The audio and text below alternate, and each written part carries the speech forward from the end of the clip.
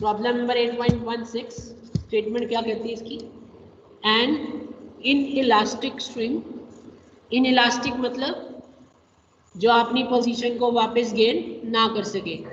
Elastic पता है ना आपको, इलास्टिक प्लास्टिक क्या होते हैं, ठीक है। एन इलास्टिक स्प्रिंग कि जो उसकी एक्चुअल पोजीशन है वो उसको गेन नहीं कर सकता, is unbound to a length of 122 metre.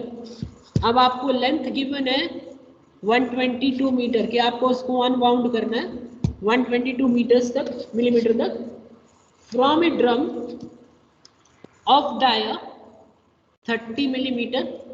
Drum जो गिवन है उस ड्रम के ऊपर एक स्ट्रिंग लगा हुआ है, ठीक है, वो स्ट्रिंग लगा हुआ है और आपको उस स्ट्रिंग को अनबाउंड करना है कितनी लेंथ तक, 122 मिलीमीटर तक, राइट।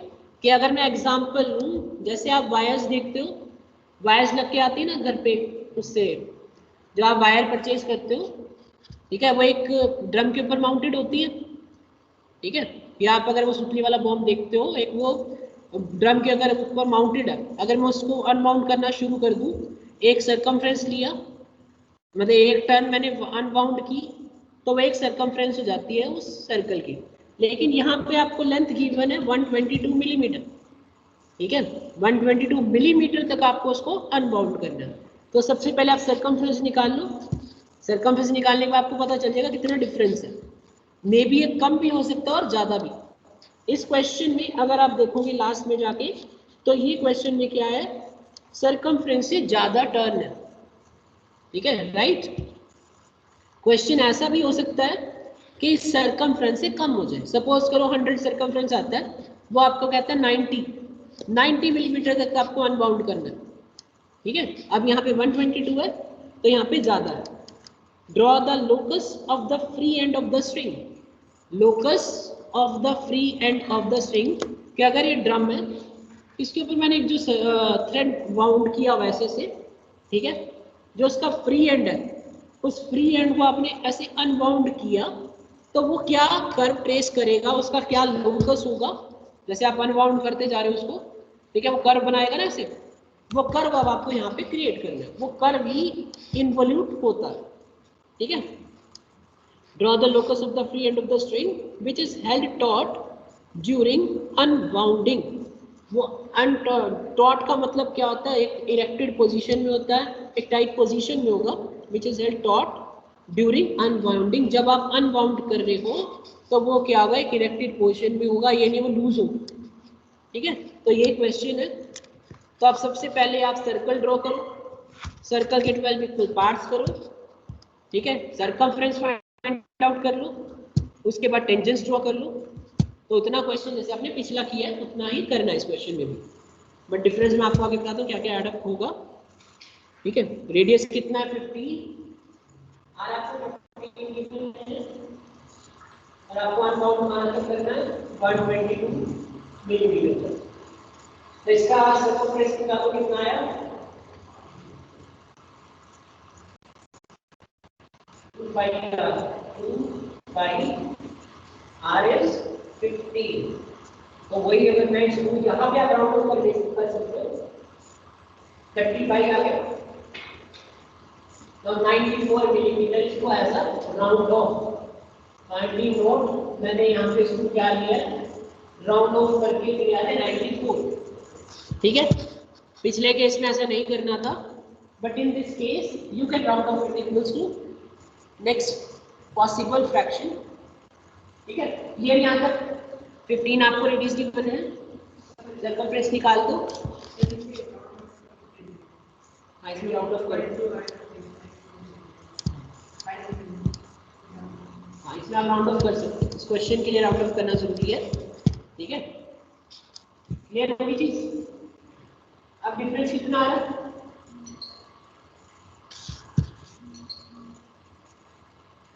डिफरेंस कितना आ रहा है, 94 और 122, 122 माइनस 94, कितना डिफरेंस हो गया, 28, है ना। और यहाँ से आप ये लिख लो, इसके वैल्यूबल पार्ट जब आप करोगे, इसके वैल्यूबल पार्ट को कितने इक्वल आएगा, एक पार्ट 94 के 12 करोगे 1 इक्वल डिवीजन 94 by 12 ये कितना आएगा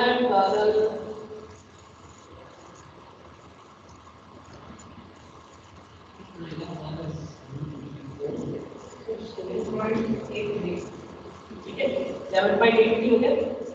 इसको आपने से डिवाइड करना, ठीक है। तो जो बचा हुआ पार्ट है वो आपको आगे ड्रॉ करना, ठीक है। इतनी बात यहाँ तक हो गया, इसको मैं आगे करके बताता हूँ। 94 तक हो गया ये क्लियर। अब हम पहले सारा काम करते हैं, सर्कल ड्रॉ कर देते हैं, ठीक है। फिर मैं इसके आपको कैसे करना है। ये सर्कल ड्रॉ हो गया,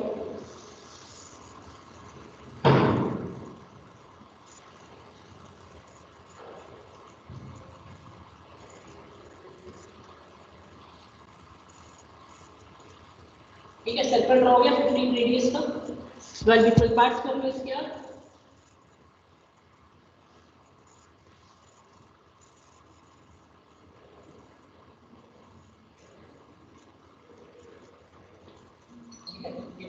पार्ट्स हो गए इसके। इसको P नोट लिखता हूँ, अगर मैं इसको 1 लिखता हूँ, 2 लिखता हूँ,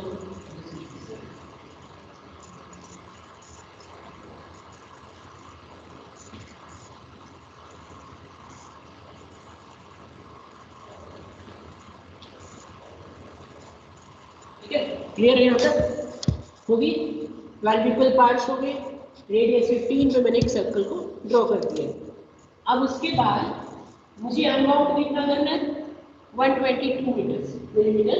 तो पी नोट से अब 122 मिलीमीटर की लेंथ को ड्रॉ करूंगी एज अ टेंजेंट, जैसे हमने पिछले क्वेश्चन में 1 रेवोल्यूशन को लिया था ना, ठीक है। तो ऐसे इस केस में अब यहाँ से आप 122 मिलीमीटर ड्रॉ कर दोगे, ठीक है। क्लियर होगी यहाँ तक। अब ये जो लेंथ है पी नॉट टू, अगर मैं बात करूँ पी नॉट टू बी, ये है 122 मिलीमीटर, ठीक है। क्लियर होगी चीज, क्लियर है, ठीक है। तो जितना सर्कमफ्रेंस है 94, उसके हिसाब से आप इसके 12 इक्वल पार्ट्स कर लो।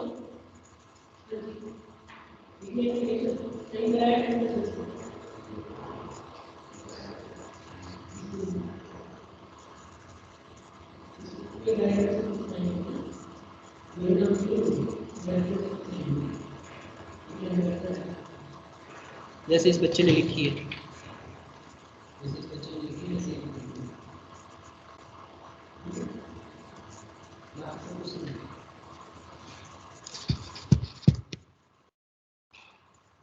ठीक है। यहाँ तक हो गया।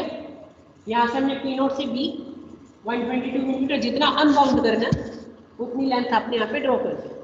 अब इसका सर्कमफ्रेंस कितना है 94, तो यहाँ से आप 90 तो फिर 12 इक्वल पार्ट्स करेंगे। सपोज कितने आ गए, ये 94 है, ठीक है। इसके 12 इक्वल पार्ट्स कर लोगे जैसे पिछले क्वेश्चन में किया था। जैसे ये आ गए 1 2 3 4 5 6 7 8 9 10 11, ठीक है। हो गए यहाँ तक क्लियर, यहाँ तक चीज। अब ये 12 इक्वल पार्ट्स बन गए हमारे। यहाँ से वही आप टेंजेंट ड्रॉ करो,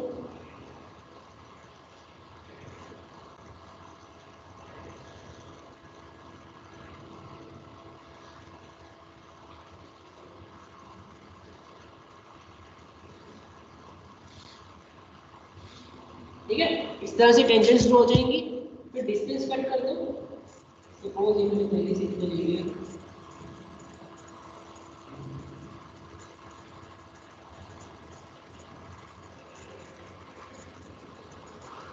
ठीक है, हो गया। अब ये यहाँ से आप पॉइंट्स को मिलाओ,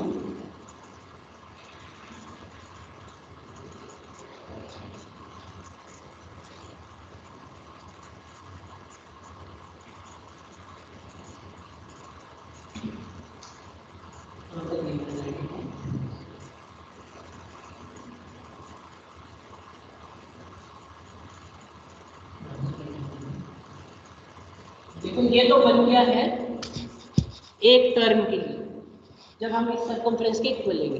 बट अब ये रहते हैं पॉइंट्स, ये पॉइंट्स और रहते हैं। इसके लिए आप क्या करोगे,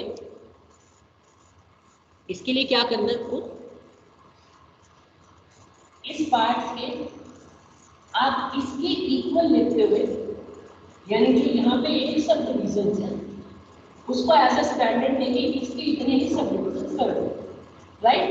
जो मैं आपको यहाँ पे कंसेप्ट बता रहा था, देखो डिफरेंस कितना है 28 बाय जो ये 7.83, ठीक है। तो उसको ऐसे ना करके आप क्या करें, यहाँ पे कंपास रखें जितना एक पार्ट है कट, तो यहाँ कंपास रखें, यहाँ पे कट, यहाँ पे कट, तो आप देखोगे बाद में छोटा सा डिस्टेंस यहाँ पे बच जाएगा। मतलब जैसे 7 ये 7 ये 7 ये, ठीक है, कुछ डिफरेंस पॉइंट बचेगा 4, हाँ, मतलब नियर अबाउट 4 to 5 मिलीमीटर का पॉइंट और बचेगा। तो ये 12 तक हो गया, इसको कहते हैं 13, इसको 15, 14, ये 15 और दिस वन इज B। अब ये पॉइंट आपको यहाँ पे कैसे शो करने, उसके लिए क्या करना है, जो पॉइंट 1 है उसको हम क्या ले सकते हैं 13, पॉइंट B को 14, पॉइंट 15। अब बचता है ये जो पॉइंट है इतना, वो कैसे शो करेंगे, इसमें कैसे शो करोगे, उसके लिए क्या करना आपको, जो ये डिस्टेंस है वो डिस्टेंस आप यहाँ पे मार्क करोगे। लेट मी रिपीट, ये हो जाएगा यहाँ से 1 जो ये डिवीजन का डिस्टेंस है वो आपने यहाँ कट किया, फिर ऐसे से कट करके आप देखोगे लास्ट में इतना सा पार्ट बचेगा जो इक्वल लेंगे, ठीक है। उसके बाद जो 13 पॉइंट है वो 1 के साथ पूरा साइड क्लियर, सेकंड के साथ 14, थर्ड के साथ 15।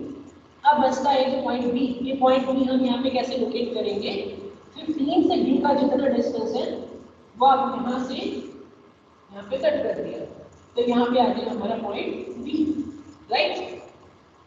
अब आती है आगे बात, यहाँ से तो हमने टेंजेंट्स ड्रॉ कर दिए, यहाँ पे पॉइंट्स आगे कट नहीं किए, तो उसके लिए क्या करो, जो ये टेंजेंट ड्रॉ है इसको और एक्सटेंड कर दो, इस वाली को और एक्सटेंड कर दो, इसको और एक्सटेंड कर दो, और ये जो यहाँ पे है यहाँ से एक नई टेंजेंट ड्रॉ कर दिया ऐसे, राइट। आ रही है चीज समझ में, यहाँ तक समझ आ गई सबको, पॉइंट लोकेट हो गए।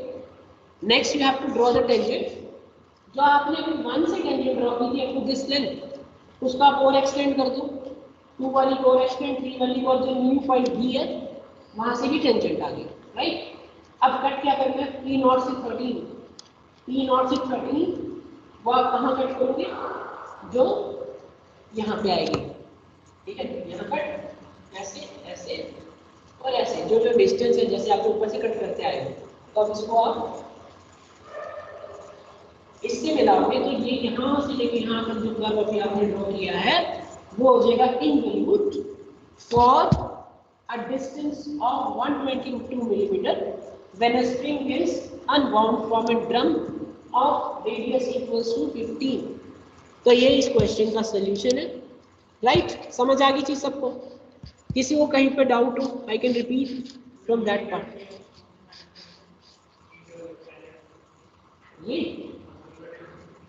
ये डिस्टेंस मैंने लिया इसके अकॉर्डिंग, P0 से 13 का जो डिस्टेंस है वो यहाँ कट किया है, P0 से 14 का डिस्टेंस यहाँ कट किया है, P0 से 15 का डिस्टेंस यहाँ कट किया है, और ये जो P0 से लास्ट यानी 122 है वो यहाँ पे कट, ठीक है।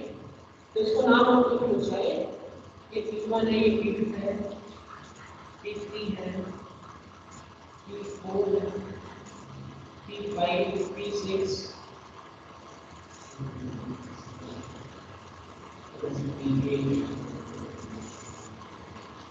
साइड आप जब ड्रॉ करें प्रॉपर डायमेंशन से ड्रॉ करोगे तो कर्व एक स्मूथ सही से कर्व दिखेगा,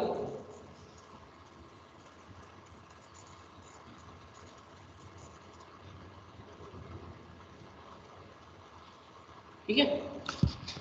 यस एनी डाउट, रिकॉर्डिंग